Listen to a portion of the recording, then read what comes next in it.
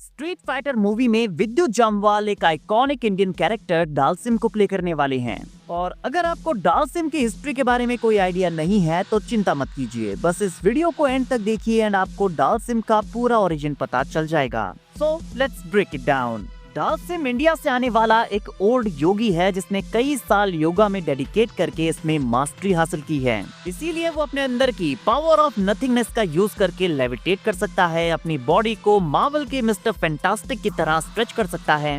डालसिम पहली बार street fighter 2 में appear हुआ था, जहां उसे एक बहुत ही हम्बल और सेल्फ डिसिप्लिन पर्सन की तरह इंट्रोड्यूस किया गया था। और उसके गले में जो ये स्कल्स का नेकलेस है वो एक्चुअली उसके विलेज के बच्चों के स्कल्स हैं जो कि पैंडेमिक में मर गए थे। डालसिम का जो फर्स्ट डिजाइन था वो एक्चुअली गणेश भगवान से इंस्पायर्ड था, जहां पर आप उसके इस कॉन्सेप्ट डिजाइन में मल्टीपल हाथ और एलिफेंट फेस भी देख सकते हैं। और उसका फाइटिंग स्टाइल एक्चुअली केरला के कलारीपयट्टू कॉम्बैट से इंस्पायर्ड है।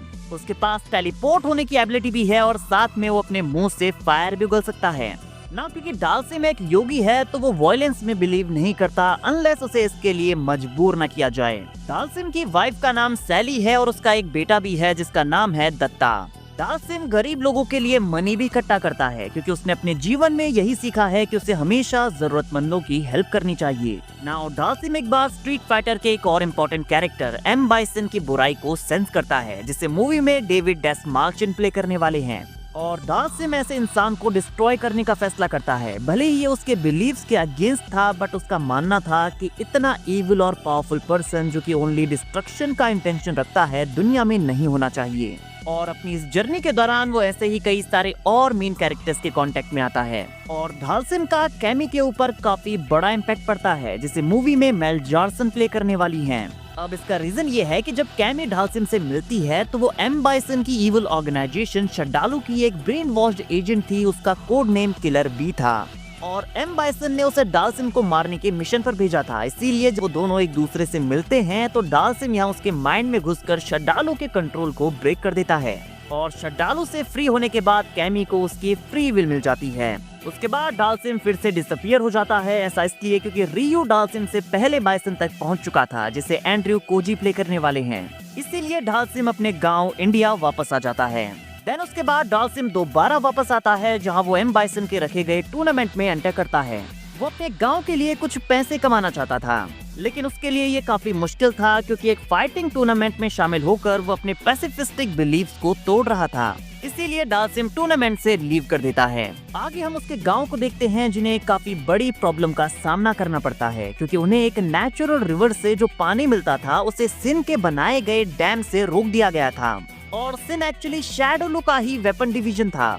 डालसिम इस डैम को डिस्ट्रॉय करने का ट्राई करता है, जिसके लिए वो फाइटिंग टूर्नामेंट ज्वाइन करता है। यहाँ वो रूफस नाम के फाइटर से फाइट करता है और डालसिम उसे हरा देता है। और एंड में डालसिम जब अपने गांव वापस आता है तो उसके गांव में पानी वापस आ चुका था। नाउ आगे एक पॉइंट ऐसा भी आता है जहां पर हम डालसिम को रियू को ट्रेन करते हुए देखते हैं, जहां डालसिम रियू को इनर पावर्स को कंट्रोल करने, फॉर्मल ट्रेनिंग की जगह challenging fights and philosophical lesson सिखाता है। नाउ आगे डालसिम के गांव में महेश नाम का एक पुलिसमैन उससे रिक्वेस्ट करता है कि मुझे भी आपकी तरह एक योगी बनना है, मैं भी अपने विलेज को प्रोटेक्ट करना चाहता हूँ। और डालसिम उसे सिखाने का फैसला करता है। तभी रशीद एंड आजम नाम के दो फाइटर्स वहाँ पर आते हैं। रशीद डालसिम की फाइट कैपेबिलिटीज को टेस्ट करना चाहता था, इसीलिए वो दोनों एक दूसरे के साथ फाइट करते हैं। डालसिम रशीद को डिफीट कर देता है और रशीद को रियलाइज होता है कि उसका अभी काफी कुछ सीखना बाकी है। वो डालसिम को शुक्रिया कहता है और वहाँ से चला जाता है। तभी एक और एंशिएंट कैरेक्टर ओरू यहाँ पर आता है जो कि डालसिम की तरह लेविटेट कर पा रहा था। महेश ये देखकर काफी सरप्राइज हो जाता है कि डालसिम की तरह भी एक कैरेक्टर है जो लेविटेट कर सकता है। ओरू यहाँ पर डालसिम से मिलता है और कहता है कि मैं इंडिया को एक्सप्लोर कर रहा हूँ। उसके बाद डालसिम मीका से मिलता है, वो उसके साथ फाइट करती है और डालसिम उसे हरा देता है। बट वो उससे कहता है कि अगर तुम कुछ भी योगा के बारे में सीखना चाहती हो तो मैं तुम्हें सिखा सकता हूँ। और डालसिम जब महेश के पास वापस आता है तो वो देखता है कि वो भी फाइनली फायर ब्रीथ कर पा रहा था। उसके बाद हम डालसिम को रियू के साथ एक काफी पावरफुल एंशिएंट बीइंग निकाली का सामना करते हुए देखते हैं, जो कि स्ट्रॉन्ग फाइटर्स की सोल्स को कंज्यूम करता है। रियू यहाँ उससे फाइट करने का ट्राई करता है बट निकाली उसे हरा देता है। फिर डालसिम बीच में आता है, निकाली को डिस्ट्रैक्ट करता है और रियू से कहता है कि अपनी इनर पावर ऑफ नथिंगनेस का यूज करो।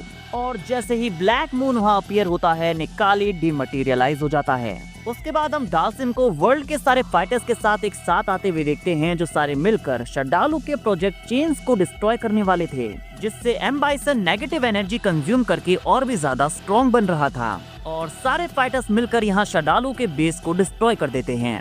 उसके बाद डालसिम अपने गांव वापस आ जाता है, जहां फिलहाल वो अपने विलेज को प्रोटेक्ट कर रहा है और साथ में कुछ स्टूडेंट्स को भी योगा टीच करता है। And I think street fighter movie में डालसिम का कैरेक्टर प्ले करने के लिए एकदम परफेक्ट एक्टर को चूज किया गया है।